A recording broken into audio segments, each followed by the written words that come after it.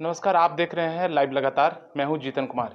इस वक्त हमारे साथ झारखंड प्रदेश अध्यक्ष दीपक प्रकाश जी हैं। उनसे सीधे जुड़ेंगे और तमाम राजनीतिक मुद्दों पर भी बात करेंगे। सर, लगातार रूटीन में आपका स्वागत है। चलिए, बहुत बहुत धन्यवाद मेरी ओर से भी, भारतीय जनता पार्टी की ओर से भी, लगातार परिवार को। झारखंड की राजनीति मौजूदा जो वर्तमान सरकार का, उसको किस तरह से देखते हैं आप? झारखंड की जनता इस सरकार से 1 वर्षों में ऊब चुकी है।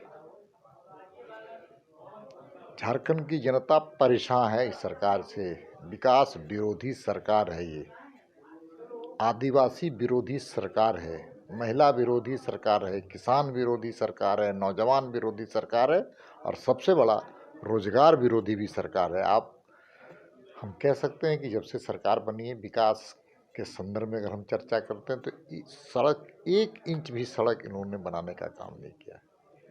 एक भी किसी शहरों में लाइट का स्ट्रीट लाइट भी लगाने का काम नहीं किया। आधारभूत संरचना होती है किसी सरकार के लिए, पानी, बिजली, सड़क, शिक्षा और चिकित्सा, इन सभी मोर्चों पर ये राज्य की सरकार विफल हुई है। मैं कह सकता हूँ कि आज की जो स्थिति है, भयावह स्थिति है। आदिवासी समाज के साथ जिस प्रकार की ट्रीट किया जा रहा है, लगातार आदिवासी समाज में के साथ नरसंहार की घटना झेल रहा है। आम जो हमारी बहनें हैं, बेटी हैं, उनके साथ जिस प्रकार से अनाचार की घटना घटी है, बलात्कार की घटना घटी है और सरकार के विधायक उस गलत हरकतों का समर्थन कर रहे हैं, ये बड़ा दुर्भाग्य है। हम कह सकते हैं उग्रवाद की स्थिति भी बढ़ी है, तेजी से बढ़ी है। विकास करने के इनके पास ना कोई दृष्टि है। दृष्टि विहीन सरकार के रूप में अगर हम जानते हैं तो हेमंत सोरेन जी की सरकार। अब तो ऐसा प्रतीत होता है कि झारखंड से बाहर दूसरे प्रदेशों में हम जब जाएंगे तो वहाँ के लोग वही कहेंगे कि ये वही राज्य जहाँ पर उस राज्य के आप निवासी है जहाँ पर अपराध की घटनाएं सबसे तेजी से होती है। विपक्ष लगातार हमलावर है कि पेट्रोल और डीजल के दामों में बढ़ोतरी हो रही है। मैं मानता हूँ इस पेट्रोलियम पदार्थों की दाम बढ़ी है। अंतर्राष्ट्रीय स्तर पर पेट्रोलियम पदार्थों के दाम तय किए जाते हैं। जो लोग पेट्रोलियम पदार्थ के दाम बढ़ने से, महंगाई के विषय को लेकर के विधवा विलाप कर रहे हैं, घड़ियाली आंसू बहा रहे हैं, मैं कांग्रेस और झारखंड मुक्ति मोर्चा के नेताओं से कहूँगा कि वो मुख्यमंत्री जी के पास जा कर के मुख्यमंत्री के दरवाजे को दस्तक देने का काम करें और राज्य सरकार जो टैक्स ले रही है उसमें कमी करे। स्वाभाविक रूप से पेट्रोलियम पदार्थ के दाम घट जाएंगे, लेकिन वर्तमान राज्य की सरकार केवल और केवल केंद्र सरकार को कटघरे में करना चाहती है। सच है कि केंद्र सरकार के लगातार पैसे यहाँ आ रहे हैं और ये पैसे का उपयोग नहीं करना चाहते। जो डीएमएफटी का पैसा है इनके पास पड़ा हुआ है, जो कोरोना कालखंड का पैसा आया उसमें बंदर बांट किए गए और मैं कह सकता हूँ केंद्र सरकार के सोलर एनर्जी के पैसे इनके पास पड़े हुए हैं।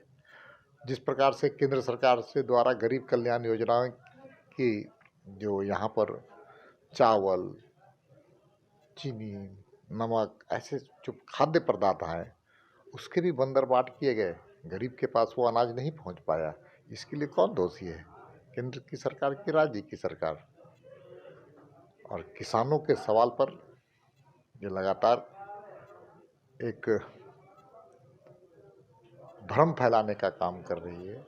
सच ये है कि इन्होंने घोषणा किया था कि 2 लाख हमारी सरकार बनेगी तो 1 वर्षों के अंदर 2 लाख जो ऋण है किसानों को उसको माफ़ करेंगे। इन्होंने घोषणा किया था कि हम 1 वर्ष के अंदर 5 लाख लोगों को रोज़गार देंगे। रोज़गार नहीं देंगे तो मैं 1 साल के अंदर, मैं 1 साल के साथ साथ मैं इस्तीफ़ा देने का काम करूँगा। मैं मुख्यमंत्री जी का स्मरण करना चाहता हूँ, आपकी वाणी थी कि आपने 2 लाख लोगों को रोज़गार, 5 लाख लोगों को रोज़गार की बात की थी, लेकिन कहाँ किया वो?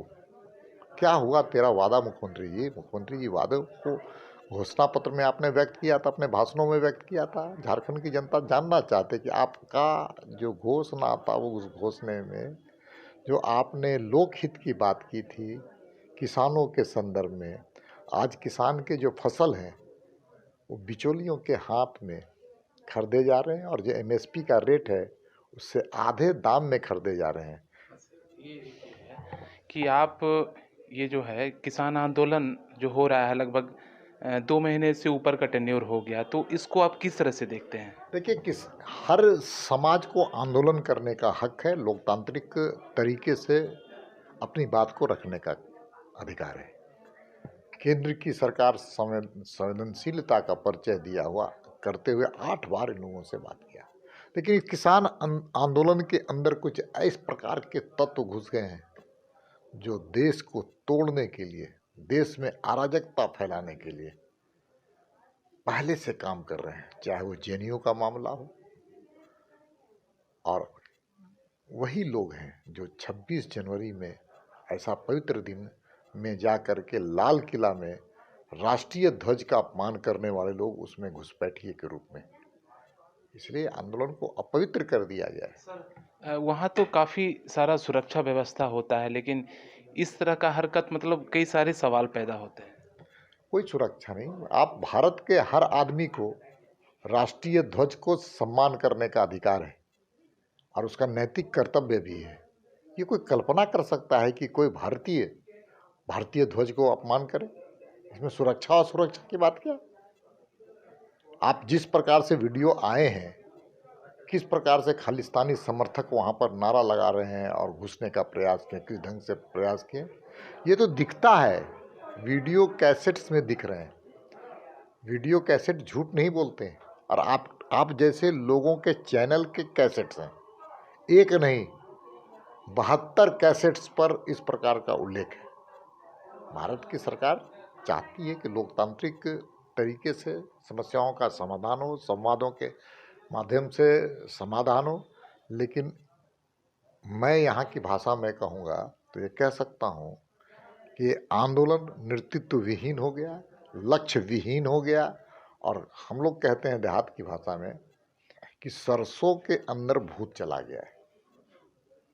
इसलिए ये आंदोलन दिग्भ्रमित कर रहा है और सच है कि आज कहाँ झारखंड में, कहाँ बिहार में, कहाँ उत्तर प्रदेश में, कहाँ गुजरात में, केवल 3 प्रदेश के वैसे लोग किसान आंदोलन में शरीक हो रहे हैं जिनके पास हजारों एकड़ की जमीन है। सीमांत किसान कहाँ दिख रहा है? ये कानून ये लाया गया है, कृषि कानून, वो सीमांत जो गरीब किसान है, निर्धन किसान है, जो किसानों के नाम पर जिनको हक मिलना चाहिए था, जो आज तक हक नहीं मिल पाया है, उनके लिए कानून है। एक छोटी जमात के लिए कानून नहीं है। सर ये बताइए मधुपुर में तो ऑलरेडी ये था, सीट था, लेकिन हाजी हुसैन अंसारी जाने के बाद उपचुनाव की स्थिति आन पड़ी, तो मधुपुर जो चुनाव होने जा रहा है उसको किस नज़रिए से देखते हैं, चूंकि लगता है कि त्रिकोणीय मुकाबला होने वाला है। देखिए, हाजी हुसैन अंसारी का असामयिक मृत्यु होना हम सब लोगों को पीड़ा हुई, उसके कारण ये मध्यावधि चुनाव हो रहा है, लेकिन झारखंड मुक्ति मोर्चा के पास कोई उम्मीदवार नहीं है। वो हम कह सकते हैं कि ऐसे व्यक्ति को मंत्री बनाया जो विधायक नहीं है, जनप्रतिनिधि नहीं है और वंशवाद का एक सबसे अच्छा निकृष्ट उदाहरण फिर देखने को मिल रहा है। एक बार दुमका में देखने को मिला, एक बार बेरमो को देखने को मिला, फिर एक बार मधुपुर में देखने को मिल रहा है। आम झारखंड मुक्ति मोर्चा और कांग्रेस के कार्यकर्ता क्यों काम करेंगे? अच्छा, आंसू क्यों काम करेंगे? काम वो करते हैं और विधायक के उम्मीदवार और सांसद के उम्मीदवार बड़े घराने में पैदा हुए, बड़े नेता के पुत्र पैदा हुए, इस प्रकार के लोग पैदा आज उम्मीदवार बन रहे हैं। आखिर झारखंड मुक्ति मोर्चा का सामान्य कार्यकर्ता, कांग्रेस का सामान्य कार्यकर्ता करेगा क्या? दूसरी बात मैं आपको बताना चाहता हूँ, झारखंड मुक्ति मोर्चा के जो उम्मीदवार होंगे, जो मंत्री जी हैं, हज बहुत पवित्र स्थल होता है हाजियों के लिए। हज का स्थान होता है जो कटरू में, एक स्थान कटरू में जो हज के लिए हाजियों के लिए बनाया गया था, उस पे भी वे लोग, उनके परिवार के लोग इस प्रकार से भ्रष्टाचार किए कि ये भवन जर्जर बन गया था। उसको फिर से भारतीय जनता पार्टी की सरकार, रघुवर जी की सरकार ने बनाने का काम किया। जो हाजियों के प्रति जिसके मन में दर्द नहीं, हर्ज के प्रति दर्द नहीं है, वैसे लोग आज फिर चुनाव लड़े। ये इससे अब क्या कहा जा सकता है? अक़लियत समाज भी देख रहा है नज़दीक से। क्या लगता है मधुपुर चुनाव जो है जातिवाद को लेकर बहुत बड़ा फैक्टर होने वाला है, क्योंकि मुस्लिम बहुल क्षेत्र माना जाता है। नहीं, मुस्लिम बहुल हमारे भारतीय जनता पार्टी के उम्मीदवार पहले जीते थे। राज परिवार जी एक नहीं, कई बार 2 बार जीत चुके हैं। इसलिए मैं कह सकता हूँ कि विकास की जीत होगी, वंशवाद का अंत होगा वहाँ पर। आंसू जो है वो लगता है कि हिंदुत्व का वोट कहीं कि उनको अफेक्ट कर सकता है। आजसू और हम पुराने हम लोग सहयोगी, एक दूसरे के सहयोगी रहे। राज्य बनने के पहले हम कह सकते हैं नैसर्गिक गठबंधन है। बीच के पिछले विधानसभा के चुनाव में हम सब लोग कहीं ना कहीं वो परिस्थिति बन गई जिसके कारण इस प्रकार के लोग चुनाव जीते हैं। अब हम लोग दोनों लोग मिल करके इस निरंकुश शासन के खिलाफ संघर्ष भी कर रहे हैं और इस निरंकुश शासन को उखाड़ फेंकने का भी संकल्प लिए हैं। इसलिए दोनों मिल करके लड़ेंगे। एनडीए गठबंधन एकजुट है, एकमुश्त है और एक तरीके से हम कह सकते हैं इस सरकार को उखाड़ फेंकने के लिए भी संकल्पित है।